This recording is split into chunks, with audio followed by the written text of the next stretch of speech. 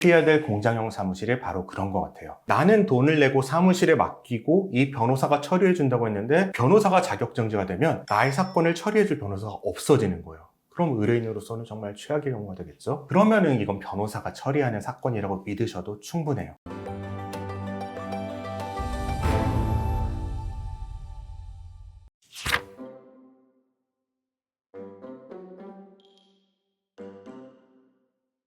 여기가 법원 네. 근처잖아요. 여기 오는 길에도 회생파산 전문으로 하는 사무실이 엄청 많은데 아무 데나 가도 될까요? 당연히 안 되죠. 우리가 성형수술한다고 아무 성형외과나 가진 않잖아요. 개인의 생활 때도 내가 골라야겠죠. 잘하는 곳으로. 성형하셨나요? 저는 안 했습니다. 성형의 기준이 뭔가요? 제가 전에 어떤 사무실을 선택해라, 어떤 사무실은 피해라 이런 영상을 올려드린 적이 있는데 오늘 다시 한번 피해야 될 사무실을 한번 말씀을 드릴게요. 공장형 사무실이에요. 우리가 많이 얘기했어요. 이게 성형이라면 성형에 들어갈 수도 있고 없을 수도 있는 건데 2008년도에 제가 라식 수술을 했는데 그때 했던 병원이 아직도 있어요. 그런데 저는 그 병원을 지하철 광고를 보고 청담동에 있고 되게 유명한 프랜차이즈 지점이 있는 안과라서 갔어요. 가서 깜짝 놀란 게 대기실에 수십 명이 앉아있고 번호표를 부르면은 순서대로 가서 그 눈을 검사하는 기계가 한 10대가 있어요. 줄줄이 가면서 검사를 하고 그 다음에 기다려서 상담을 하고 그 다음에 의사를 만나고 그 다음에 이제 수술이 잡혀서 수술을 가면 또 그만큼 기다리고 있고 이게 제가 그때 느끼기에 공장형이다 라고 느꼈는데 피해야 될 공장형 사무실이 바로 그런 것 같아요. 우선 이 업계가 요새 사건이 많이 늘었다고 해서 많은 사무실이 개인회생 업무를 시작을 했어요. 그 효과로 인해서 구인난이 벌어졌어요. 이곳에서 경력 사원을 찾기가 어려워졌어요. 예전에 11만 명의 사건을 담당하던 직원들이 갑자기 14만 명의 사건, 1년에 개인회생을 하는 사람 수예요.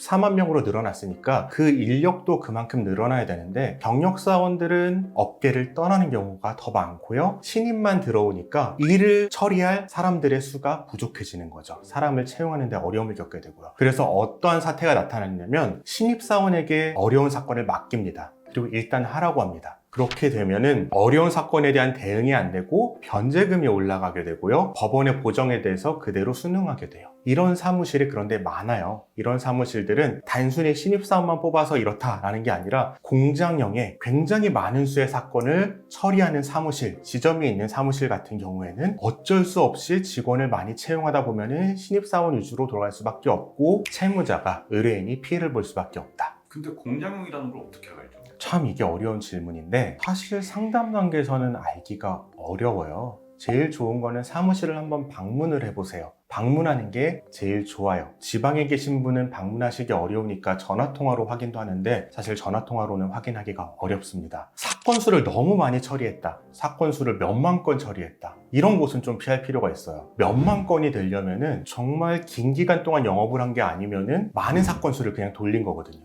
그런 경우는 좀 의심할 여지가 있지 않을까? 물론 그런 사무실이 다 그렇다는 건 아니에요. 그리고 공장형 사무실은 사실은 사무장 사무실인 경우가 많아요. 아닌 경우도 있겠지만 제가 알기로는 없어요. 사무장 사무실인지 아닌지를 구분하면 되는데 이런 사무실은 특징이 저도 요새 그런 전화가 많이 오는데 전화가 와서 어디 수원에 새롭게 오피스텔 분양하는데 굉장히 좋은 입지고 지하철도 있고 중도금 무이자 대출이 되니까 알아보세요 라는 사람들 있죠. 그 사람들이 분양 상담사인데 이 사람들과 같은 방법으로 영업하는 사람들이 있어요. 그거를 우리는 사무장이라고 쉽게 말하고 또 브로커라고도 말을 해요. 그런데 이 브로커도 점조직으로 돼 있어서 배당 브로커는 사무실을 운영하고 광고를 합니다. 변호사만 광고할 수 있는데 변호사의 이름을 빌려서 사무장이 광고를 하는 거예요. 이건 대장 브로커죠. 그 밑에 새끼 브로커들이 있어요. 이 사람들은 그 대장 브로커한테 전화번호를 받아서 거기 전화를 해서 상담을 하는 거예요. 그런데 이 새끼 브로커와 상담 직원의 차이가 뭐냐면은 말로써의 차이가 아니라 법무법인이나 법률사무소에 직원으로 등록이 안 되어 있고 단순히 내가 상담권을 수임을 하면은 기본급 없이 성과급만 받아가는 사람들이 이 업계에 많아요. 그런 사람들은 제가 알기로도 매출의 20%, 30%를 받아갑니다. 대신 이 사람은 재택근무예요. 업무 시간이 어디든지 돌아다녀도 상관없어요. 그냥 전화번호 받으면은 거기 전화해서 여보세요, 제가 어디 법무법인 또는 어디 법률사무소 소속 누구누구 대리 또는 실장인데 이렇게 해서 의뢰하시면은 저희가 이렇게 해드립니다. 저희 변호사님은 도산 전문 변호사입니다. 이런 경우로 영업되는 곳이 있어요. 이런 곳은 굉장히 위험한데, 위험한 이유 중 첫 번째는 상담한 사람이 소속돼 있지 않기 때문에 사건에 문제가 생겼을 때 이 사람을 추궁할 수가 없어요. 이 사람이 소속되지 않았으면은 무리하게 사건을 수임하고 사건이 마치기 전에 도망가는 경우도 많습니다. 사고가 터지면 이 사람이 10건 수임했으면은 그 중에 한두 건 사고가 터진단 말이에요. 이게 4-5달 쌓이면은 10건쯤 될 거죠. 그럼 첫 번째 건 사고가 터지고 두 번째 건 사고가 터지면 이 사람은 문제가 돼서 거기서 쫓겨납니다. 그럼 남은 8명은 대책 없이 거기 남게 되는 거겠죠. 더 큰 문제가 있어요. 더 큰 문제는 이게 걸리면 법적으로 변호사법 위반으로 해서 걸리게 되면은 그 담당하는 변호사가 자격 정지의 처벌을 받습니다. 나는 돈을 내고 사무실에 맡기고 이 변호사가 처리해 준다고 했는데 변호사가 자격 정지가 되면 나의 사건을 처리해 줄 변호사가 없어지는 거예요.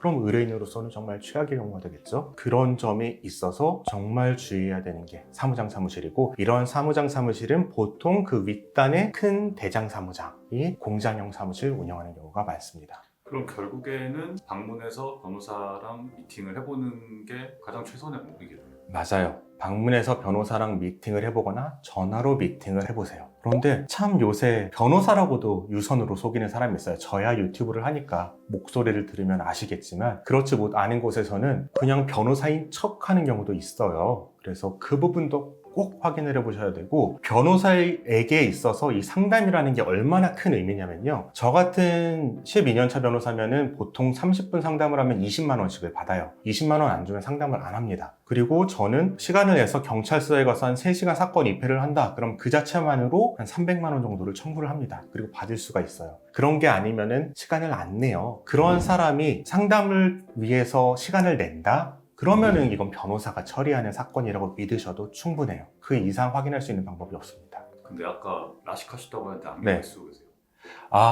이 라식을 하고 지금 한 16년이 지나다 보니까 노안인 것 같습니다. 슬픈 얘기인데. 알겠습니다. 네.